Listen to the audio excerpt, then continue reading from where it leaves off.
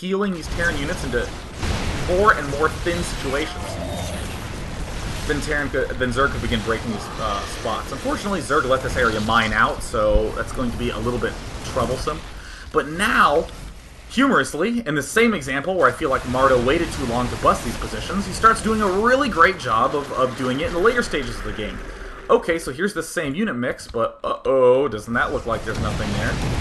Terran's trying to do the same thing, wall off with large, inexpensive structures, the engineering bays, and in the meantime, I think he is still... No, he's 3-3 on his upgrades. That'd be awesome if he, like, wasn't upgraded. So, moving right along at times 8 speed.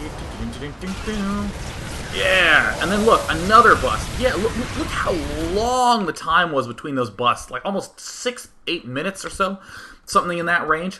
But still, it's so damaging to have one of your fronts broken. Here's 1, 2, 3 fronts. If you just break one of them on this map, you can abuse this quite a lot. This is the one thing Zerg players have not been doing a lot, is just multiple hammering of different sides. Nice control by Terran, landing some of these Vikings. Obviously not going to win the Corruptor battle. And apparently not going to win any of the battles at all either. Oh no! Alright, so Terran had a little bit of a window there. And what is Terran going to do? He's going to force the game out. He's going to force it to just go on longer. He's going to force it out. So what's Terran going to do? Let us speed right ahead. He's going to lift off everything and come back here. Alright, now here's phase 3 of tonight's daily, where we look at the situation and go, that's absurd, right? Wait a minute, Zerg is mined out and broke. The only minerals on the map are these ones. Resource-wise, Terran is doing a lot better because he has this back door. He has a lot of gas in these refineries. And this, straight up, is something that is so unorthodox, is so weird, that you need to stop and look at these situations and really try to get a grasp of what's going on, because they don't happen that often, but they can be really enlightening. So, for instance, when I was watching this game, I actually saw this game happen live, and I rewatched this replay, I was noticing this is a lot of SCVs.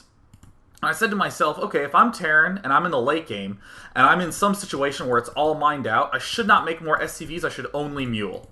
Should only ever mule. And that makes intuitive sense now, obviously, because they're free. But in a game, it's so easy. You lose all your stuff. You're down to like 10 workers. You run to this island. What do? You rally to the minerals. That's what every player who I've seen get in that spot does the first time. They just spam workers because that's the normal thing to do all game long. The more workers, the merrier. Not if there are no more expansions left. You generally get lots of workers, so you can transfer them to future expansions, but there's no future for you here. So I should use mules here. Oh, you know, if I'm really low on minerals, what's a unit that's very versatile that I can use in a lot of circumstances? Tanks, not Marines. These don't seem very versatile. Ravens seem really good. Ravens, Vikings, I think are pretty high up there. For Zerg, it would be air units are very versatile, and Infester, where you can start throwing like a bunch of infested Terrans and then back away. So now we have... on ourselves, we have problem-solving mode, where it's so important that you really start thinking about all the resources that you have at your disposal, and trying to start saying, wow, how the hell am I going to do this? And you got to get creative. Honestly, in a lot of these spots, the first thing I always do is surround my opponent's base with overlords. I'm doing this from the Zerg point of view, because, you know, we talked about the Ravens getting the efficient units up, having, you know, again, nice wall off, not using mules. From Zerg's point of view, first thing I want to do is I want to surround this base. I mean, Zerg's doing kind of the right thing, holding on to this Zelnite Watchtower, but I want guys here, and I want guys here. I want to contain him. And it's okay to take the look around and say, okay, well, I have a lot of spine crawlers and spore crawlers. Any other ones? Okay, there's one. I have queens here. And start trying to make use of all of these. And we're going to actually go and see specifically how this ends up turning out. We're actually going to times 8 this. Times 8! And what makes the situation weird is that you heard me say so many times during this game that there are these bust units or these bust techniques. One technique is to just get an expensive army and throw it at him. A maxed Ultralisk Zergling Roach army, attack, and then it dies, and you have another Ultralisk Roach Zergling army, and you attack another area until you sort of whittle them down. Can't do that when you have $0 left in the bank. or even the bust units like the Broodlords, you got to be careful, because if you lose one, it's a little bit risky. So you can't exactly do things, you know, like do a mass drop here. Broodlords seem okay, but with this many Vikings, it's going to be rough. So let's see how Zerg does it. Yeah, so he walks a whole bunch of his spine crawlers up there. I would begin spreading creep. Anytime you're in a late game situation, what do you want? You want units with energy. You want units with some sort of depletable thing that's kind of costly to do in a general game sense, but at the end of the game sense, it's the only resource that regenerates.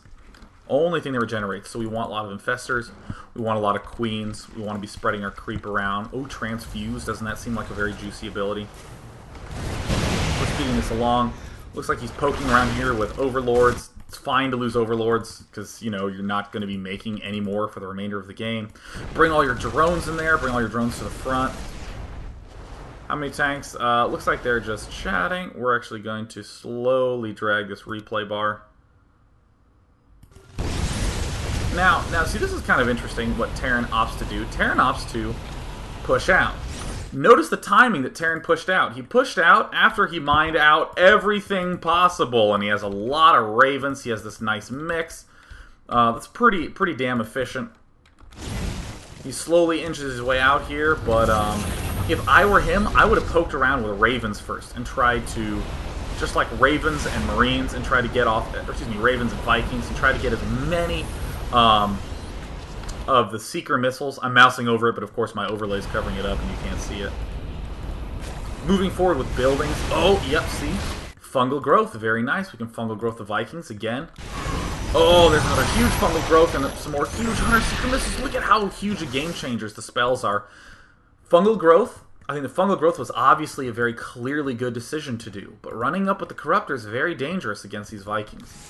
Or against these Ravens. I'm good at messing up names today. And we're just going to blast through the last few segments, but uh-oh, here comes the big push. Now, in these, you want to be very, very aware of what went right and wrong in these battles. Ultralisks need to be transfused. One goes down. One's getting transfused. Yeah, there, yes. Look at that Ultralisk. Yeah!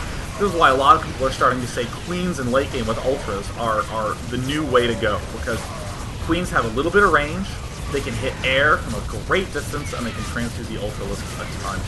And plus, you don't have the limit of making larvae. You can just make them directly from the hatchery. So when I was watching this game, I was like, oh my god, Mardow did it, he won! But of course, never give up, never surrender! If you have ravens, you're still going to be in phenomenal shape. So, speeding things right along. So, what does Mardow do? It looks like he's being a little bit cautious, because again, any other circumstance in a game, it would be smart to just counterattack and win, but looks like, we still have these Hunter Seeker missiles to deal with. Oh, look, there goes one. There's one Seeker missile hitting the Queen, transfused. I think the Queens and the Ultralisks are the only ones that should be participating in this battle. In particular, the Ultralisk. Because, I mean, even if there's a few Seeker missiles, you can just slowly back up. So yeah, look, Mardow's doing everything right. Isn't that cool to see that mix of units? It's almost like you're playing single player again. Alter! Whatever that means. Alter. But he's not giving up.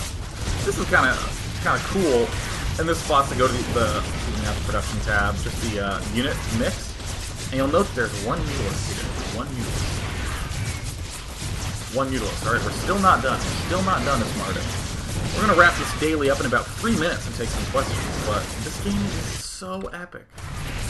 Now, one thing I'm wondering is why Zerg doesn't have creep everywhere around the map. You need that vision in a spot like this. Vision is one of your most essential resources at this stage in the game, especially because you're only spending mana, which replenishes.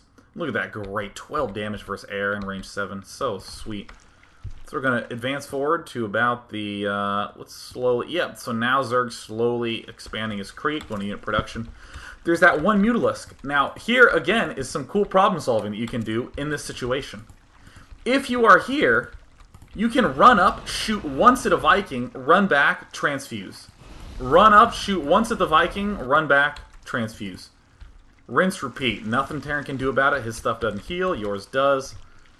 Where is that one Mutalisk? There he is. There's the money. There's the money unit. A lot of just hanging out, sitting around. Let's advance this forward a little bit. But of course, now, the one thing to note is that one miss micro, and you're done.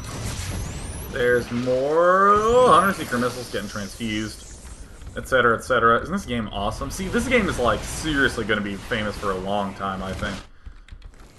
The epic Inuh Mardow game. And this may have been game 1, I don't actually remember. It's the only one I saw. I was, like, on the phone for 2 hours, like, chatting with someone, and, like, the game was already midway through when I started, and it, like, wasn't even close to over when I hung up. See, here comes the Mutalisks. Ah! It's got to be so careful, because if he gets too close, 100 Seeker Missile, and that's just, like, game. But we're going to zoom forward here, because I genuinely wonder what happens. I actually turned it off, because I thought they declared a draw. Oh, he lost it to one Viking. Alright, yes, that's kind of silly. And at this point, they declared the game a draw. Because to get in range to throw down an auto turret, you have to take damage. And of course, all it transfuses. Isn't that just, at the very least, cool to see? Oh man, that's so glorious. So you heard me say this a lot. Feel free to start spamming with questions so I can take them. Oh yeah, and the reason that Terran obviously draws, the Terran at least draws, is because there's no units that can hit the floating buildings now. So, good old force win there. But, so there's the 3 phases. One is the normal, typical style. I have, or just the normalness of the opening. That phase 1, and the big lesson I'd want everyone to take away is to have 1 units that do some zoning, some control, some forcing the opponent to respond in certain ways. And in the meantime, we have this good backup plan. For instance, Mardow got his Mutalisks to zone Terran, expanded a lot. Cool. And then Terran did this really clever, ultra-passive, gonna turtle as hard as I can mode, and Zerg didn't adapt fast enough. Zerg kept making that same mix of units and held back, waiting for the mid-game push to happen, but there was, or the second big push to happen, but there was never any second push that was coming by a long shot from Terran, and Terran just slowly creeped around the map. And the only way that Zerg was able to start coming through is when he started looking at the situation and going, wow, there really is not going to be a second push coming out. It's just going to be more turtling, so I better start busting him in multiple locations. And if Zerg had done that sooner, I think Zerg would have sealed the deal very early on, given his early lead and the position he was in. And that last situation is when you start getting really broke and you start having to be very, very careful with your units. A lot of the key resources are like energy units, the number 1 most important things, flying units, units with a lot of life, and range. Range is another super important one. So what are bad units to make? Well, like Zerglings or Hydralisks. These things that do a lot of damage and are good in huge numbers, but don't have the sort of cutesy maneuverability. Queens, Infestors, good. What are bad units? Zealots, I think, would be a really bad unit.